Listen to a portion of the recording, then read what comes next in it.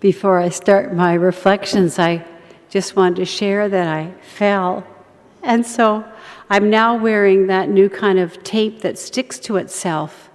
I used to have a Käshund, those beautiful Dutch Spitz dogs, and his name was Petit Lou, Little Wolf.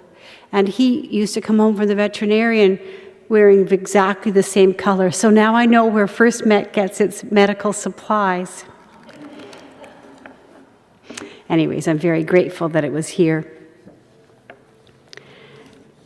David just read to us one of the most interesting and engaging questions Jesus asks in his ministry. Who do you say that I am? Peter answers, you know, that Jesus is the Son of God, the one sent to, and he recognizes that. Peter recognizes that. Jesus then affirms Peter's words, gives him a job to do, a ministry in front of him, and commands the disciples not to tell. That question, though, is certainly one that comes to each one of us in our lives. Who do you say that I am? The answer we give at Sunday school is very different than the one we give at senior high, let alone when we're young parents or even facing retirement and older. Who we say God is, who is Christ to us. For many, many hundreds of thousands of people today, the answer they would give would be, who is God to me? God is my higher power, a God of my own understanding. Each one of us with a different definition, different image, a different set of images, different experiences, just as Peter had an experience upon which he based his faith.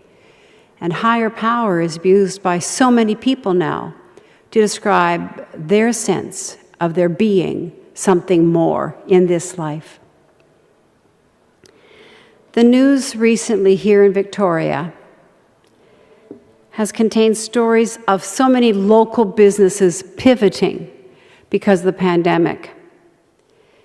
Some of them have had to pivot because they've lost customers who no longer feel safe, or just lost customers, period. And they've moved locations, or they're out on patios, or they're sending lots through the mail and doing things on the internet.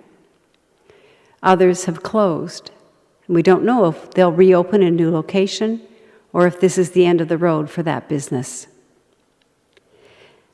We hear, because of the daily reports from Dr. Henry, we hear about the work being done by healthcare professionals, the paramedics, the doctors, and how they have been, their appreciation to them has been expressed in so many ways as they have worked here and around the world in new and certainly unexpected circumstances.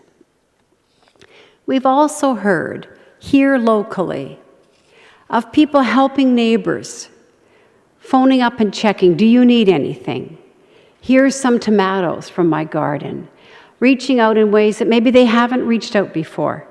These stories of neighbor helping neighbor have encouraged us, even if we're not the one receiving the gifts. And across the masks and over circumstances, caring has been expressed and webs have been strengthened. It has been a roller coaster of news, this coronavirus. Not knowing how to interpret some of the numbers we're hearing, some of the graphs we're being seen. But for the lower numbers here in the southern Vancouver Island, for the response across Canada to people seeking by the vast majority to do the best for their neighbor as well as their families and themselves, we are grateful. But for one part of our society, the news has been grim beyond wildest expectations. Outstripping the loss of life to the coronavirus has been what's called the opioid crisis. And here in Victoria, that has seemed to coincide with the rising of the tent zones in different parts of our city.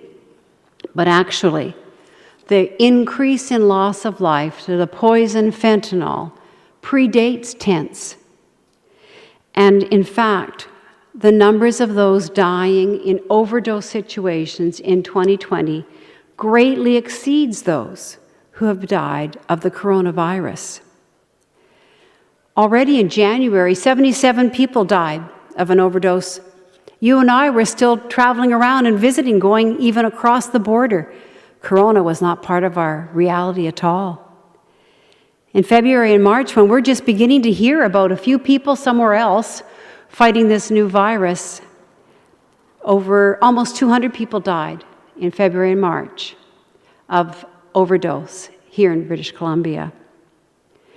And then in April, when we're beginning to look at numbers, over 87 people died of COVID in April, and yet 119 died. And so it continues. 174 in May, 177 in June, and 175 in August, at least in July. The reality suggests then that the people in the tents around, or the people you see pushing their carts or walking around in our neighborhood here, are just the tip of the iceberg. And there are many, many more other places that aren't visible to us. So the most vulnerable are, of course, the most visible. But who knows who else is around, who's suffering? Tomorrow, the International Day of Mourning, of Grief, is a day where the people who do know can put up their hand and say, I know, because I was his mother or her mother. I was his daughter, his granddaughter, his neighbor, his law partner. I had dinner with him. You know what I'm saying. This morning I want to remind all of us that the majority of people who suffer from a substance abuse disorder do not push a shopping cart filled with all they own. In fact, when the families gather tomorrow to remember those who've died, they'll show graduation pictures. They'll show wedding pictures. They'll show pictures of happy babies, maybe. And we'll see then the full spectrum of the damage that fentanyl and the poison sources have cost us as a culture here in British Columbia. They aren't remembering people who ate at our place. They're remembering people who ate at their place.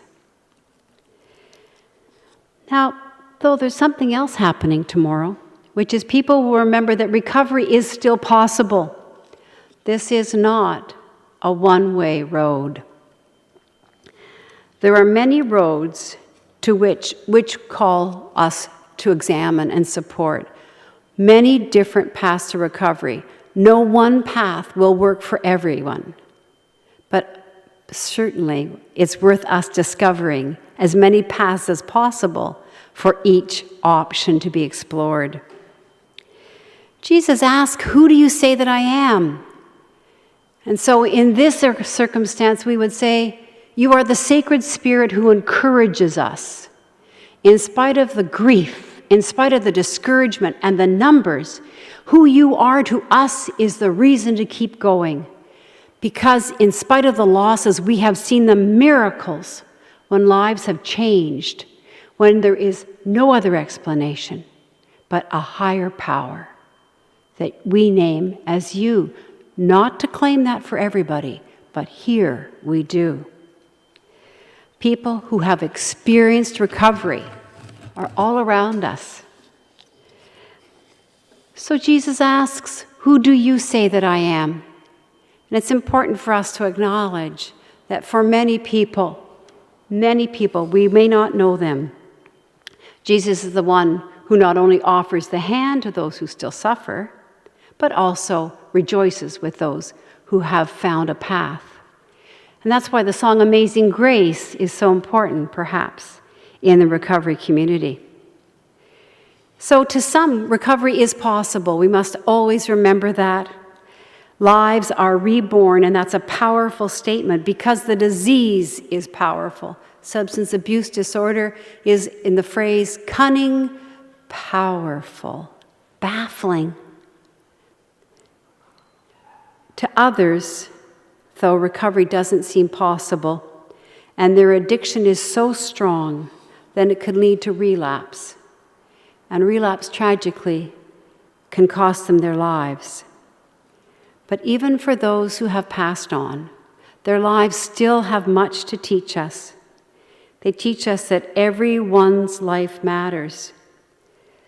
They are real people. Their lives, their laughter, their tears are real. Like a series of interlocking circles, our lives touch others in many places. Others struggle, and we can feel it in our own lives.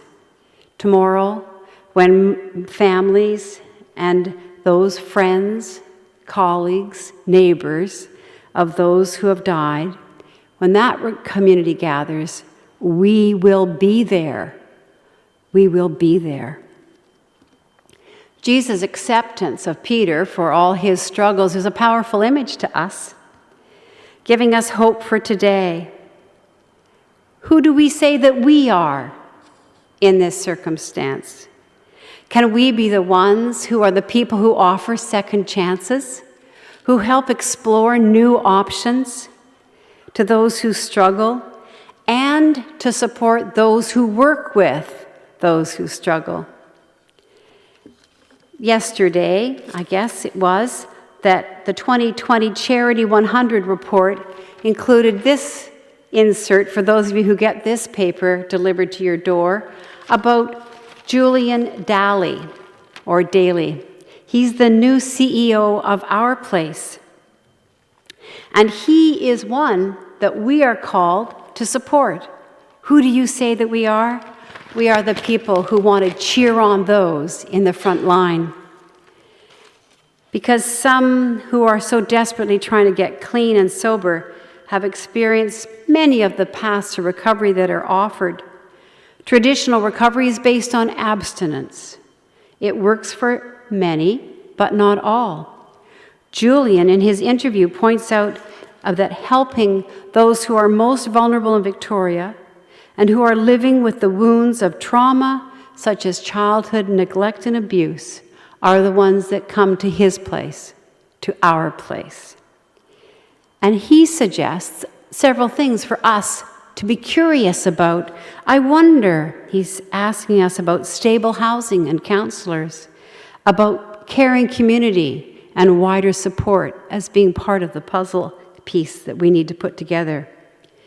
Helping those who are still suffering get healthy in every way of life, a very holistic view. And I commend Julian's article to you. I'm sure it's available online. But just in case you don't have online, listen to one of the things he says. These can be dark times, especially for those with nothing but wounds and scars. But we are keeping the light on in the hope that the lost can see it shine. Who do you say that I am? Are you the light that shines in the darkness? We believe so.